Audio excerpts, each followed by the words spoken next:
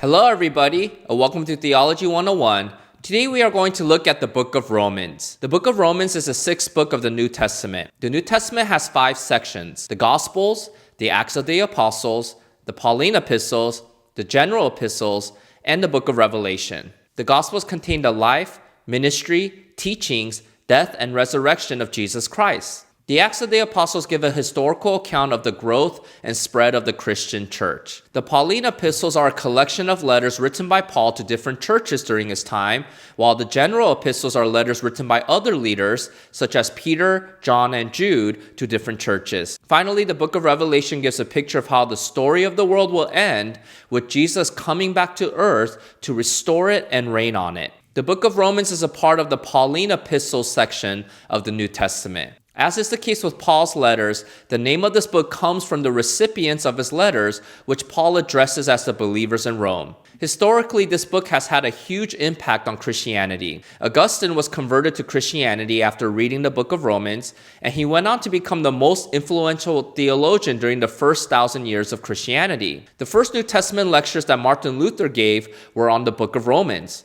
Also, Martin Luther struggled while reading this book, which is what caused him to eventually start the Protestant Reformation. Then Karl Barth, probably the most influential theologian in the past 100 years, wrote his first major work on the book of Romans. So we see how much of an impact the content of this book has had on Christian history. And one of the reasons for this impact is that the book of Romans is the longest letter Paul wrote to any church. Why? Let me go over the historical background of this book. During the winter of AD 56 to 57, Paul was in Corinth at the home of his friend Gaius, planning his trip to Jerusalem. Why did Paul want to go to Jerusalem? He wanted to go there because he had been commissioned by the apostles in Jerusalem to remember the poor believers in that city. The collection was introduced to the Christians in Corinth, where Paul gave them directions on how to collect money for the poor in Jerusalem. Then later, Paul exhorts the Corinthians to finish collecting money for this offering in 2 Corinthians chapters 8 through 9. So, when Paul writes the book of Romans, he is ready to travel to Jerusalem with what has been collected. So he wants to stop by to Rome on his way to Jerusalem to meet the believers there, since he has never been there and he never started the church there. Paul has already gone on missionary trips throughout the Aegean regions,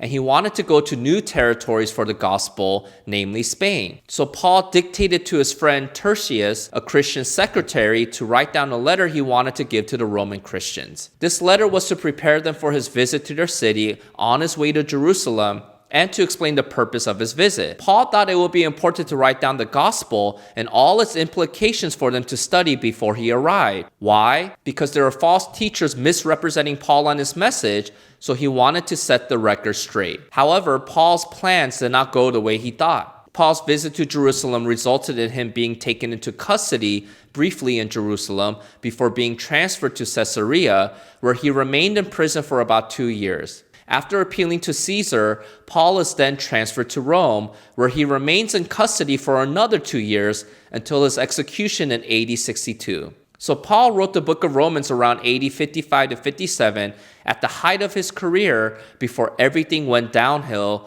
where he did end up in Rome, but not to visit the church, but to be executed. So the book of Romans is the only letter Paul wrote to a church he never visited or started. So how did people in Rome become Christians? According to Acts chapter 2 verse 10, the crowd of pilgrims who were present in Jerusalem for the Pentecost festival during AD 30 and heard Peter preach the gospel included Jews and Gentiles from Rome. We see that Paul wrote this letter addressing both Gentiles and Jews, indicating that there was a mixed congregation in Rome. Most likely, Jewish Christians founded the church at Rome, and some of these same Jewish Christians were probably expelled from Rome by the Emperor Claudius in AD 49. When the ban was lifted after Claudius' death, many of the exiled Jewish Christians returned to Rome and founded a small group of Gentile Christians that had remained in Rome. There may have been tension between these two groups, which is why in Romans chapter 14, Paul counsels the Gentile Christians to be more tolerant of Jewish believers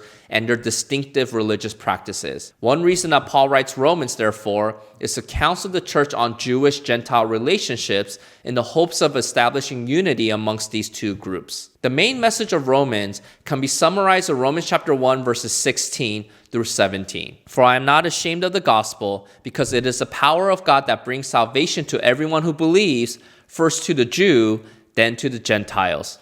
For in the gospel the righteousness of God is revealed, a righteousness that is by faith from first to last, just as it is written, the one righteous will live by faith. So Paul's thesis is that the power of God was revealed through the gospel for both Jews and Gentiles within that mixed congregation. He then argues his thesis and begins by speaking in Romans chapter 1 verses 18 to Romans chapter 3 verses 20 that God acts righteously in making no distinctions between Jews and Gentiles in the matter of sin. Then in Romans chapter 3 verse 21 to Romans chapter 5 verse 21, Paul argues that just as God makes no distinction between Jews and Gentiles regarding sin, so also he makes no distinction between Jews and Gentiles regarding salvation. In other words, Jews and Gentiles are both justified by the grace of God through faith in Jesus Christ, and not by obeying God's laws. Paul's thesis would have some objections from this congregation, so he responds to these potential objections in Romans chapter 6 through 8 by commenting on the moral standards and the role of the Old Testament laws. In Romans chapter 9 through 11,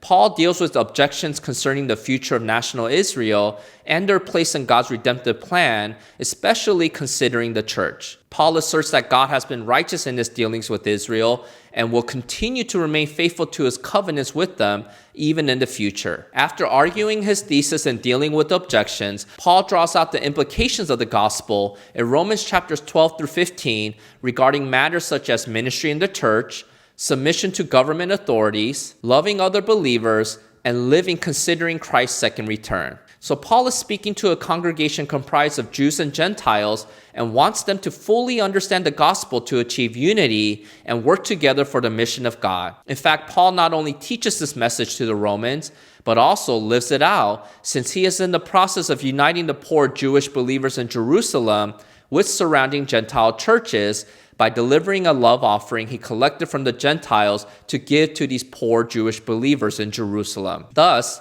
the book of Romans is considered the most impactful letter Paul has ever written throughout Christian history. Thank you to today's sponsor, On Reverence. They offer a free digital worship music app called Maskill. If you want to find out more, I'll leave some links below in the description box. If you missed the last video about the book of Acts, I'll leave a link here for you to watch. And until next time, see you.